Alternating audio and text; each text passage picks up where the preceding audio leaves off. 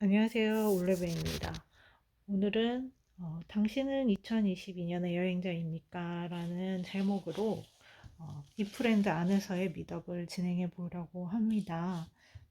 이 브랜드 안에서 미덕은 다양하고 재밌는 프로그램이 되게 많던데 저는 약간 진지한 주제이고 이렇게 일방적으로 얘기하는 방식이다 보니 걱정이 많이 되긴 합니다. 일단 저를 먼저 소개해 보겠습니다.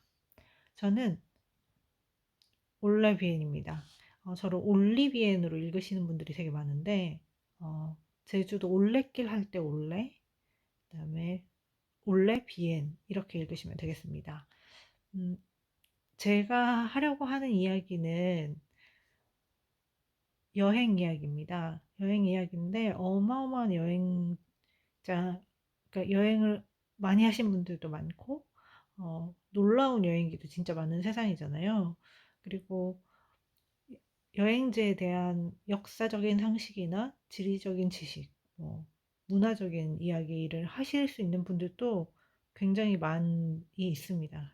저는 그냥 보통의 여행자고, 어, 그냥 먼저 다녀온 사람입니다. 저는 그렇게 많은 나라를 다니지도 않았고, 어, 막 해박한 지식이 있어서 그런 거를 설명할 수 있는 것도 아니지만, 아무도 말해주지 않는 여행의 소소한 이야기, 뭔가 여행지에서 먼저 다녀온 여행자를 만났을 때 여행자들끼리 앉아서 할 수 있는 이야기, 그런 이야기를 하려고 합니다. 여행은 삶에서 가장 즐거웠던 순간이기도 하고, 여행을 얘기하면서 즐겁지 않은 사람이 없으니까 저는 그것만 믿고 여행 얘기를 해보도록 하겠습니다. 어, 약간 제가 가진 컨텐츠가 많지 않은데 여행 얘기를 하려고 하다 보니까 걱정이 되긴 하지만 여행에 대해서 제가 어떻게 여행을 생각하는지 여행에서 얻은 게 무엇인지 말할 수 있는 채널이 생겨가지고 기쁘기도 합니다. 제가 바라는 게 있다면 저는 상식이 좀 부족하고 게으른 완전 보통의 여행자인데 오늘 할 얘기가 좀 어찌 보면 되게 뻔한 얘기거든요. 그래서 음, 이 영상을 보실 분들이 상식이 별로 없고 어, 저 같은 수준의 분들이기를 바라고 있습니다.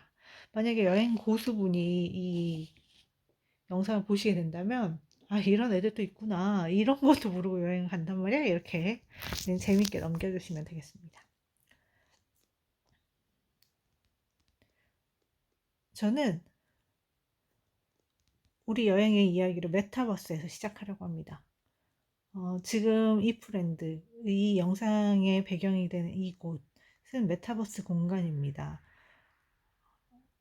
메타버스는 가상의 세상을 현실 세계와 연결하는 메타 세상인 거죠.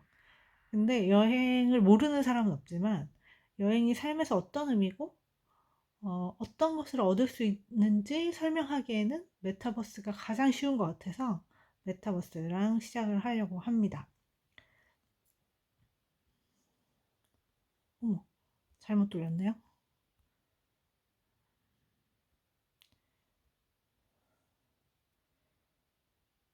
어, 메타버스는 물리적이거나 뭐 여러 가지 현실적인 문제들을 뛰어넘어서 세상에서 복잡하거나 불편한 연결을 쉽게 하려고 만든 가상의 세상이잖아요. 그래서 만든 새로운 세상인데 기존에 우리가 있는 진짜 세상과 연결하기 위해서 만든 세상입니다. 근데 여행은 어, 진짜 세상인데 진짜로 우리가 살고 있는 세상과 단절하기 위해서 다른 진짜 세상으로 떠나는 거예요. 그래서 메타버스는 연결고리를 만들려고 하는 거고, 여행은 연결고리를 차단하면서 시작하게 됩니다. 한국에서 우리가 살고 있으면, 우리가 무슨 어려운 일을 당하거나 위험이 있을 때, 가족이나 학교, 그다음에 동료, 그다음에 집, 익숙한 곳들이 우리를 안전하게 해주고, 그다음에 우리의 사회 활동을 지지해주고 할 수 있는 모든 기반이 되는데, 여행을 시작하면서부터 우리는 이제 잘 곳도, 먹는 거, 입는 거는 이제 가져갈 수 있지만, 뭐, 이런 것들이 모두 다 낯선 곳에서 해결해야 됩니다. 그래서, 가족의 도움을 받을 수도 없고, 뭐 학교나 동료들의 도움을 받을 수 없고, 모든 것을 단절하면서 시작되게 됩니다. 그래서 알고는 있어요. 우리가 여행 갈 곳에 대해서 정보도 있고, 가봤을 수도 있지만, 완전히 새로운 모르는 세상으로 떠나는 것이 여행입니다. 메타버스로 가려면 로딩이 당연히 필요하고, 어, 여행을 가려면 비행이 필요한 것처럼 약간 공간을 뛰어넘는 뭔가, 어, 그 중간 지점이 필요합니다. 메타버스는 소통이 매우 잘 됩니다. 우리가 어디에 있든, 어떤 나라에 있든, 물리적인 장애를 뛰어넘어서 소통을 할 수 있는 곳이 메타버스라면, 여행은 소통이 단절됩니다. 일단 가족과 이제 평소에 만나서 얘기를 했다면, 이제는 전화통화만 해야 되거나, 카카오톡만 해야 되거나 하면서 이렇게 소통이 점점 어려워지고, 그다음에 현지에 가서 현지인들과는 영어를 뭐 쓸 수도 있겠지만, 생각보다 영어를 쓸 수 있는 나라가 많지 않잖아요. 그래서 언어 장벽, 그 소통이, 근데 말이 잘 통한다고 하더라도 생각이 다르고 상식이 달라지면서 소통이 단절되게 됩니다. 그래서 메타버스 세상은 어, 모든 것이 가능한 세상. 지금은 저희가 이렇게 캠핑장에 모여서 얘기를 하고 있잖아요. 여기 모닥불도 이렇게 있습니다. 그런데 이렇게 자기가 원하는 환경을 만들어주기만 하면 모든 것을 가능한 세상으로 만들 수 있는 메타버스 세상이 있는가 하면, 여행은 모든 것이 되는 일이 없는 세상입니다. 왜냐면 일단 언어 장벽이 생기고 상식이 달라지고 생각이 달라지는 다른 환경으로 갔으니까 우리는 그 나라의 법에 따라야 되고, 어, 언어적인 문제 때문에 오해가 있을 수도 있고, 또 만약에 인도같이 거친 나라를 간다고 생각하면은 기차도 연착하고 티켓을 살 때 문제가 있을 수도 있고, 언어적 문제 때문에 나의 실수가 생길 수도 있습니다. 그래서 되는 일이 하나도 없는 세상일 수 있는데, 그런데 또 사람들의 선함으로 인해서 말이 통하지 않아도 데려다 주시는 분들도 있고, 문제를 해결해 주려고 노력해 주시는 분들도 있고, 문제를 해결할 수 있게 될 수도 있습니다. 그래서 여행은 되는 일도 없고 안 되는 일도 없는 세상입니다. 메타버스는 모든 것이 가능한 세상이죠. 뭔가 제가 왜 여행을 메타버스와 비교하면서 시작하려고 했는지 약간 이제 감이 오실 것 같아요. 메타버스하고 여행의 공통점은 새로운 경험과 새로운 연결, 지식, 세상을 확장하기 위해서 만들어졌다는 점이 있습니다. 이전에 여행이 어려웠을 때는 자기의 세상, 자기의 그 지역 사회, 그 자기의 가족과 환경 안에서만 살았지만, 여행을 하면서부터 전 세계, 내가 갈 수 있는 어느 곳으로나 세상이 확장됩니다. 그리고 메타버스는 온갖 취미와 지식과 내가 생각하지도 못했던 무슨 게임이랑 음악, 뭐 이런 거를 모든 걸 다 할 수 있는 것이 메타버스 세상이어서, 역시나 세상이 확장되는 거는 마찬가지라고 할 수 있습니다. 그런데 다른 점은, 메타버스 말고 여행은 우리가 만약에 캐나다를 간다고 칩시다.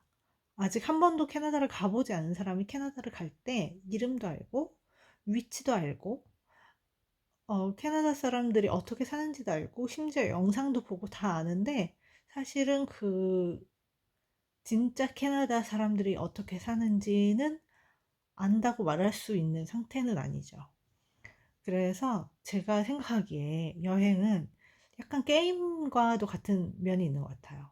그 스타크래프트 같은 거, 게임 같은 거 하면은 자기가 지나간 자리만 그 맵이 밝아지면서 뭐가 있는지 볼 수 있게 되는데, 그렇게 어둠에 쌓였던 영역이 이렇게 밝아지면서 내가 그 안에 진짜 무엇이 있는지 알게 되는 것. 정말 그 세상과 시야의 확장이 되는 것이 바로 여행입니다.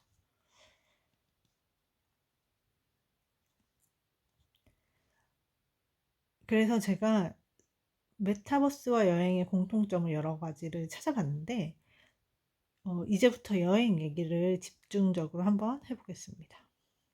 여행이란 알고 있다고 착각하는 전혀 다른 세계로 들어가는 겁니다. 지금 우리는 엄청나게 많은 매체가 있어가지고 TV, 유튜브, 뭐 이런 메타버스 세상, 뭐 틱톡, 뭐 여러 가지 세상으로 자기가 원하는 모든 정보에 접할 수 있다고 착각을 합니다. 만약에 인도를 한 번도 가지 않았던 사람이 인도를 여행한다고 생각할 때 우리는 위치도 알고 가는 시간, 가는 방법 다 알고 그 사람들이 쓰는 언어, 영어를 쓴다는 것, 힌디를 쓴다는 것, 그들의 종교, 음식을 뭐를 먹는지 알고 여행을 출발합니다. 근데 만약에 인도에 딱 도착해서 공항에 딱 내리는 순간, 아, 나는 인도에 대해서 아무것도 몰랐구나를 깨닫게 됩니다. 그러니까 정말 모른다는 뜻이 아니고, 실질적인 지식을 모른다는 뜻이 아니고, 여기서 어떻게 살고, 이 사람들이 어떤 환경에 처해 있고, 이런 거를 이해하는, 직관의 영역을 모른다고 할 수 있는 거죠. 그래서, 만약에 그렇게 해서 인도에, 나는 아는 게 아무것도 없잖아. 여기서 어떻게 여행할까? 이렇게 하고 있는 순간, 나는 미지의 세계로 그러니까 아무도 아는 사람이 없는 세계로 도착한 겁니다. 가족도, 그다음에 친구도, 직장 동료도 도와줄 수 없고, 여기 이 세계 안에는 나만 있고, 그리고 내가 어디 학교 동문이라고 해서 도와줄 사람이 없고, 어디 출신이라고 해서 도와줄 사람이 없고, 그다음에 내 직업이 뭐라고 해서 특별한 대우를 해주지 않는 세상으로 가는 것이 여행입니다. 여행에서 믿을 것은 카드하고 나 자신, 내 자신의 판단, 그리고 정말 급하면 대사관이 도와줍니다. 대사관이 도와주면 망한 거죠. 그래서 만약에 여행을 떠나면 우연히 길에서 친한 사람을 만나가지고 차 마실 일도 없고 나중에 밥 함께 하자고 이렇게 약속할 일도 없습니다. 그래서 온 세상과의 단절을 경험하는 것. 그것이 여행의 첫 경험이라고 볼 수 있을 것 같아요. 어, 이거는 특히 동양인이 하나도 없는 지역이나 그러니까 우리 인종이 하나도 없는 지역을 가면 더 심해지는데 특히 인도같이 약간 시골 지역에 가면은 동양인이 하나도 없어서 그러니까 내가 동양인이 아니고 외국인처럼 느껴질 때가 있습니다. 그럴 때 더 그런 느낌을 받게 됩니다. 여기까지 여행이 무엇인지에 대해서 제가 설명을 했다면 이제부터는 제가 이집트 여행을 하면서 있었던 일을 보면서 여행에 대해서 더 얘기를 해보도록 합시다. 어, 요 소금 호숫자로 유명한 이집트 시와에 갔을 때 이야기입니다. 시와는 이집트에 있는 아주 오래된 어, 오아시스고 우리가 아는 유명한 사하라 사막의 끝자락에 있는 도시입니다. 음, 되게 고대부터, 그러니까 서기 이전부터 있었던 오아시스 도시고 알렉산더 대왕이 동방 원정을 가기 전 아몬 신전에서 신탁을 받은 곳이기도 합니다. 시와는 여기 있습니다. 이집트의 가장 서쪽 맞죠? 서쪽의 국경 지역에 있습니다. 그래서 사막의 시작 지점에 있는 굉장히 큰 규모의 오아시스 마을입니다. 저는 오아시스를 처음 가봤는데 오아시스가 저는 막 이렇게 야자수 몇 개 있고 웅덩이 몇 개 있고 우물 있는 그런 데라고 생각했는데 여기는 고대부터 오래된 오아시스다 보니까 호수가 엄청 큽니다. 여기는 파트너스 아일랜드라고 하는 오아시스 가운데에 있는 완전 섬이라고는 할 수는 없고 연결은 돼 있는 섬입니다. 그리고 여기는 클레오파트라가 목욕을 했다고 하는 온천입니다. 여기는 온천 지역이더라고요. 그리고 이 시와에서는 사막 투어를 많이 합니다. 사하라 사막에 있으니까요. 그리고 마을은 이런 식으로 생겼습니다. 그리고 여기는 어, 그 바위 절벽에 있는 내 앞에 있는 온천 숙소인데 아프리카 이집트가 아프리카의 끝자락이다 보니까 아프리카의 느낌이 물씬 납니다. 이렇게 생긴 시아 오아시스입니다.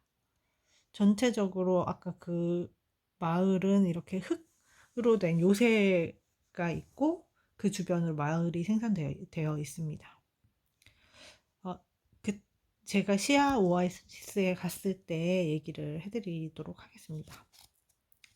어, 이집트 여행을 하면서 시와를 딱 갔는데 시와는 아프리카 느낌이 나는 거예요. 이집트에서 알렉산드리아하고 카이로는 유럽 같은 느낌이 납니다. 그래서 이제 시와에 도착해가지고 숙소를 이렇게 잡고 이 숙소도 되게 다른 건물이고요.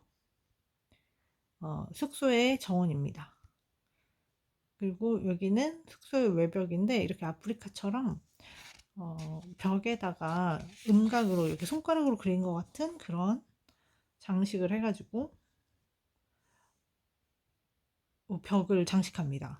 약간 이런 거에서 저는 이국적인 걸 느끼겠더라고요. 이렇게 담장도 이런 식으로 장식합니다. 그리고 여기는 제가 묵었던 방입니다.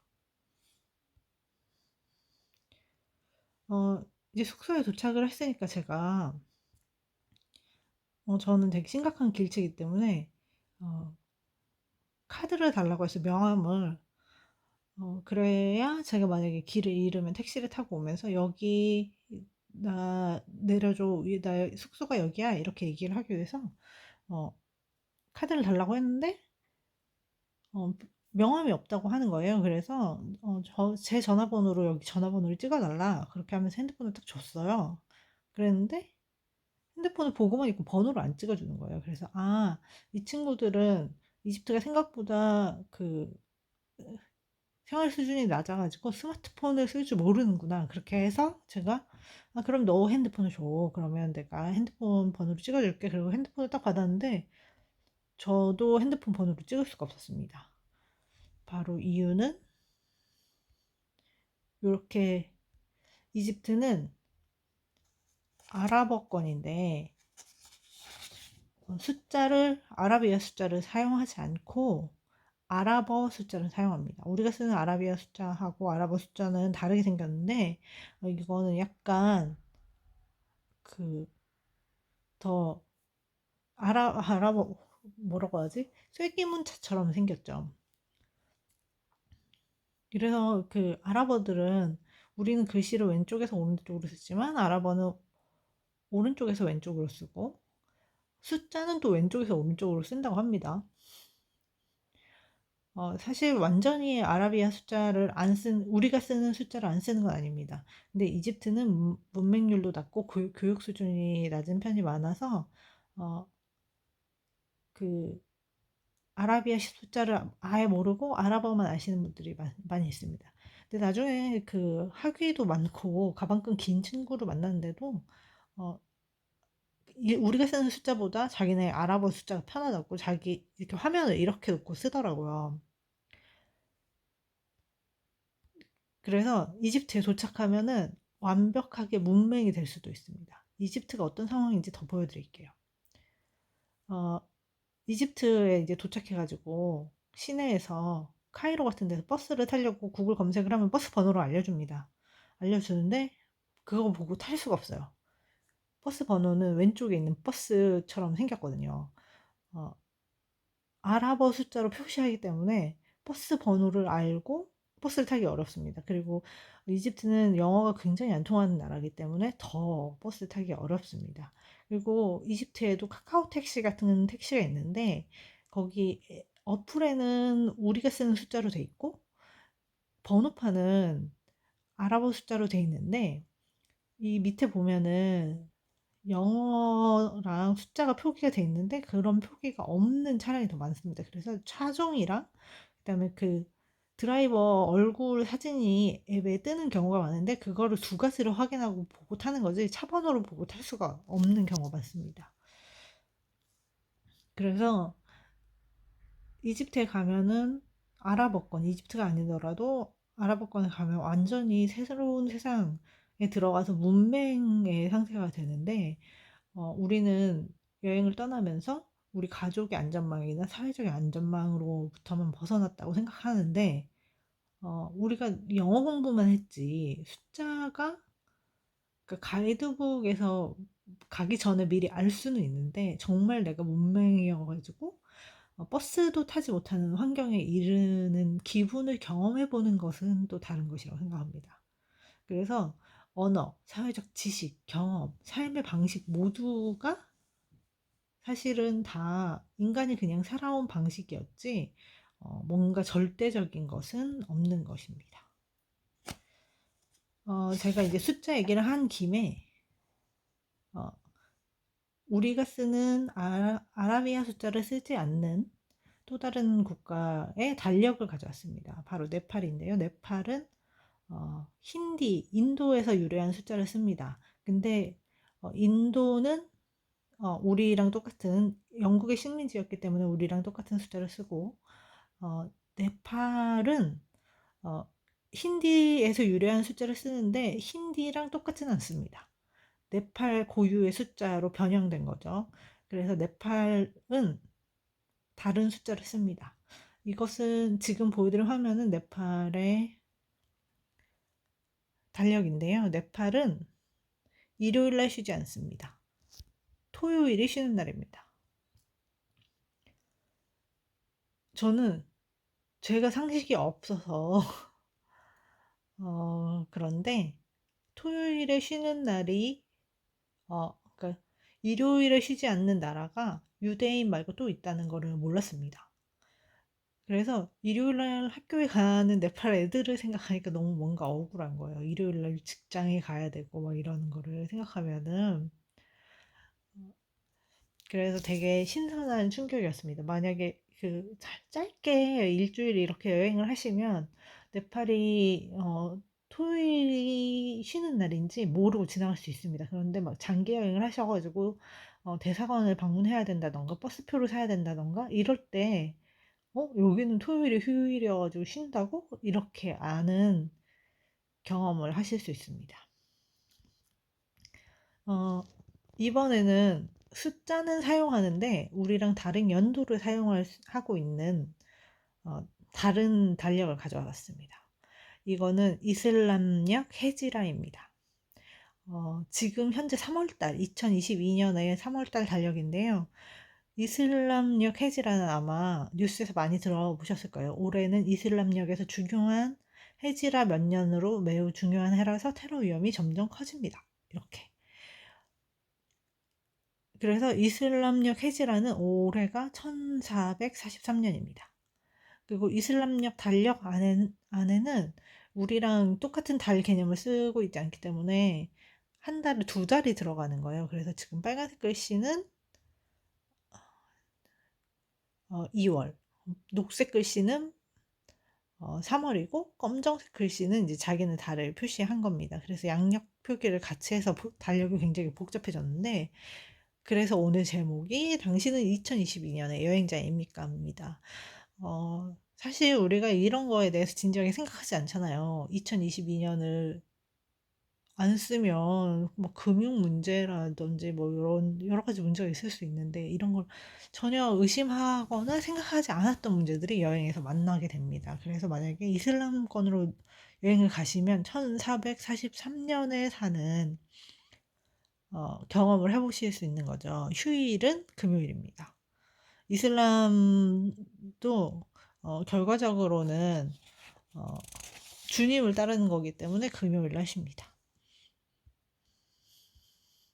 이렇게 연도를 세는 방법이 다른 거는 우리는 쉽게 연호라고 알고 있는데 연호는 왕권 국가가 왕이 내린 연호를 사용하는 것을 말하는 거고 그냥 연도를 세는 방법이 다 다른 것을 기년법이라고 하는데 어, 왕권이나 아니면 종교적인 기준에 의해서 세는 경우가 많습니다. 일본은 왕건 국가니까 헤이세이, 어, 레이와로 바뀌었죠. 그 일왕이 바뀌면서 레이와 4년이 2019년부터 레이와 4년이 시작되었습니다. 그러니까 레이와 1년부터 해서 올해가 레이와 4년인 거죠. 그리고 대만은 민국 기년으로 111년이 올해고, 태국은 불기를 사용해서 불멸기원으로 부처님이 열반한 해를 기준으로 2566년을 살고 있습니다.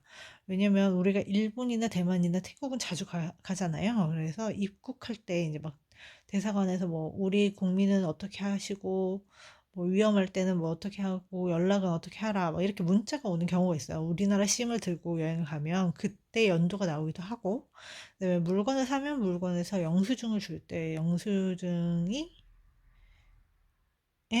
그 레이와 4년 아니면 뭐 민국 기념 111년 이런 게 써 있기도 합니다. 그래서 영수증을 자세히 보시면 알 수 있습니다. 그리고 이슬람권은 아까 말씀드렸듯이 헤지라 1443년에 살고 있는데 태음력입니다. 이란은 같은 이슬람 국가인데 페르시아력을 사용합니다. 헤지라가 태음력이라면 뿌리는 같지만 페르시아력은 태양력이라고 해요. 그래서 1400년을 살고 있고, 유대인은 또 다른 종교적 이유로 히브리력을 사용하고 있는데, 유대인들은 창세기부터 살아온 민족이라고 주장하고 있잖아요. 그래서 5783년에 살고 있습니다. 가장 역사가 긴 민족이라고 자부심을 가지고 있는 것으로 보입니다. 그래서 우리가 여행에서 가장 많이 만나는 민족 중에 하나가 또 유대인인데, 유대인들은 10월 달에 자기네들끼리 새해를 기념합니다. 그래서 여행을 하면 우리가 평소에 전혀 의심하지 않았던 숫자라든지 그다음에 연도 이런 것조차도 인간이 만들어낸 삶의 방식 중에 하나임을 알게 됩니다.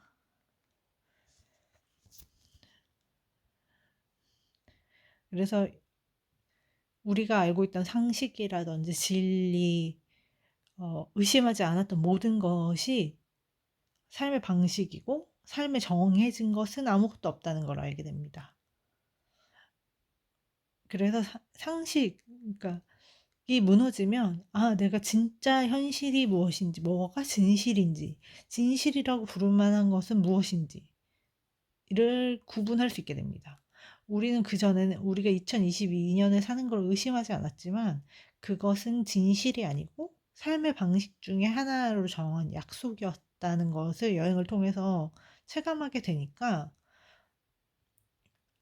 좀 더 진실이 무엇이고 상식이 무엇이고 내 의견이 무엇이고 이런 거를 구분할 수 있는 눈을 가지게 됩니다.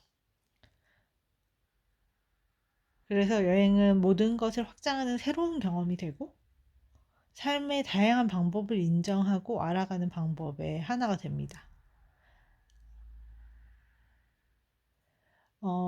우리는 이제 불가능이 없는 세상인 메타버스에서 여행할 수도 있고, 현실에서는 헤지라 1443년 아니면 히브리 5783년을 살 수 있는 여행자가 되었습니다.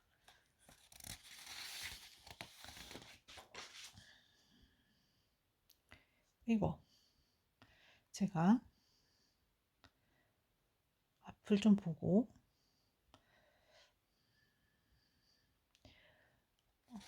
저는 이제 앞으로 이런 식으로 이 프렌드 안에서의 이런 이야기를 계속 이어올 텐데요. 오늘 너무 뻔한 이야기였나요? 앞으로는 여행에서 얻어야 될 것, 여행에서 나를 찾는 법, 뭐 모험가처럼 여행하는 법, 어, 타임머신 타는 것처럼 여행하는 법, 나라별 에피소드나 뭐 여행에서 쇼핑 리스트 같은 내용으로 매주 수요일하고 토요일 2시에 이 프렌드 안에서 매주 2번, 매 수요일마다 수요일과 토요일 같은 시간 2시에 매주 두 번 같은 내용으로 요런 이야기, 여행에 관한 이야기를 할 계획입니다. 다음 내용은 음, 여행 고인물 다모여입니다. 어, 손으로 쓴 비행기표 혹시 보신 적 있나요? 예전에 비행기표를 손으로 써주던 때, 스마트폰이 없이 여행을 했을 때, 디지털 카메라 없이 여행을 했을 때의 이야기로 이어가려고 합니다. 다음 주 수요일 2시, 다음 주 토요일 2시, 아무 때나 편하신 시간에 이 프렌드 안에서 올레비엔 검색하시면 됩니다.